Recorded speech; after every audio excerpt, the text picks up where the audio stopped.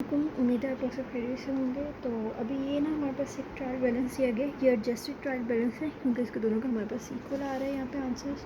ठीक है, तो अभी हम क्या करना है, इस ट्रायल बैलेंस को देखते हुए हमने अपनी इनकम स्टेटमेंट की जनरेट करनी है। ठीक है, पहले एक चीज़ बता दूँ, यहाँ पर ना मेरी थोड़ी सी गलती हो गई थी, तो मैंने ये लाइन्स लगा दी हैं आपको ये बताने के लिए कि कौन सी वैल्यू किसके साथ की है। ओके, तो हम लोग स्टार्ट कर लेते हैं।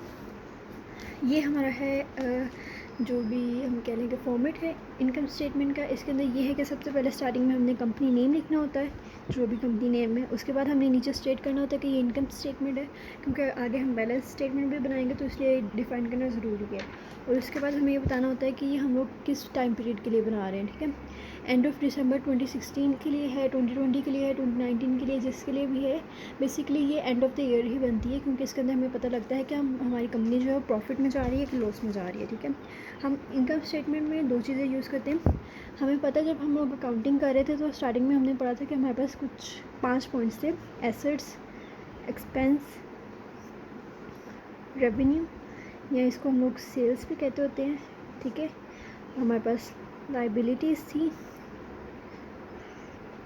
और हमारे पास था कैपिटल यानी ओनर्स इक्विटी। ठीक है, ओनर्स इक्विटी। तो ये 5 चीज़ें थी, इनमें से हम लोग ये जो 2 चीज़ें हैं यहाँ पे यूज़ करेंगे इनकम स्टेटमेंट में, और बाकी जो 3 चीज़ें हैं वो हम लोग यूज़ करेंगे अपनी बैलेंस शीट में। तो हम लोग स्टार्ट कर लेते हैं। अब इसमें से हमें सबसे पहले क्या देखना है, हम रेवेन्यू की बात करते हैं। तो रेवेन्यू हमें यहाँ से चेक करना है कि जो सा अर्नड रेवेन्यू हमारे पास यहाँ पे कोई ये है। हम लोग पूरे अपनी देख लेते हैं स्टेटमेंट में, ट्रायल बैलेंस में कहीं पे हमें रेवेन्यू वर्ड जो है वो अगर नज़र आ जाए तो, बिकॉज ऑब्वियसली अगर हम रेवेन्यू अर्न कर रहे हैं तो वो हमें आना चाहिए, या फिर रेवेन्यू है लेकिन ये अनअर्नड है। ठीक है, तो हम लोग अनअर्नड रेवेन्यूज़ जो हैं उन्हें इंक्लूड नहीं करेंगे, हमने सिर्फ अर्न रेवेन्यू करना है। तो ये वाला हम देख लेते हैं, हमारे पास ये वाला अर्न रेवेन्यू है, उसके अमाउंट ये है। इसके अलावा हमें रेवेन्यू कहीं पे भी नहीं मिल रहा। ठीक है, तो हम लोग ये वाली जो अमाउंट है इसको यहाँ पे लिख लेते हैं। ये है सर्विसेज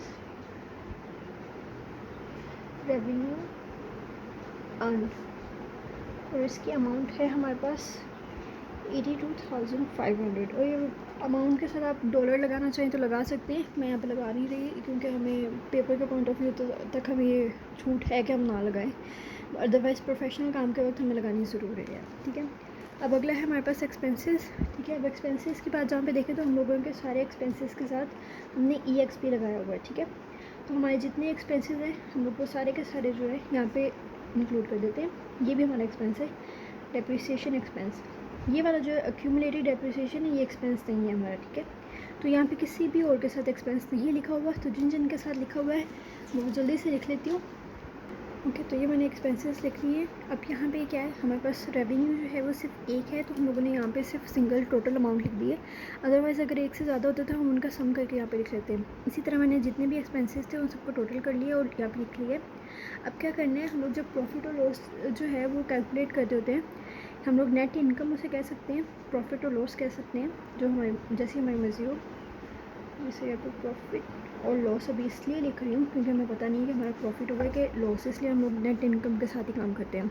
तो वो इक्वल होता है कि हम लोग अपना रेवेन्यू यानी कि सेल्स माइनस एक्सपेंस होता है। ठीक है, अगर मैं अपना यहाँ पे सेल्स माइनस एक्सपेंस करती हूँ तो मेरे पास जो वैल्यू आती है वो है 29500। अब यहाँ पे एक चीज़ नोट करें कि मैंने ना हमारे पास ये जो यहाँ पे एक इनकम टैक्स एक्सपेंस भी था जो कि मैंने अभी इंक्लूड नहीं किया इन एक्सपेंसेस के अंदर। क्यों नहीं मैंने इंक्लूड किया, क्योंकि वो जो हमारे पास इनकम टैक्स एक्सपेंस होता है ना वो बेसिकली हमारे इनकम पे लगता होता है। तो हम लोगों को इधर लिखने की बजाय हम लोग यहाँ पे जब टोटल कर लेंगे ना उसके बाद यहाँ पे हम डिफाइन करेंगे इनकम टैक्स एक्सपेंस। ठीक है, और उसको माइनस कर देंगे ये जो हमारी नेट हमारे पास वैल्यू आई है 11500।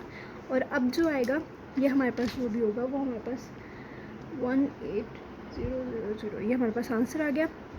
और अगर देखा जाए तो ये हमारे पास पॉजिटिव वैल्यू है, यानी कि नेट इनकम जो है हमारे पास, सॉरी इनकम, तो ये जो है हमारा ये प्रॉफिट कंसीडर हुआ। तो आप इसकी जगह प्रॉफिट लिखना चाहते हैं प्रॉफिट लिख लें साथ में ब्रैकेट में, और नेट इनकम लिखना चाहते हैं नेट इनकम लिख लें।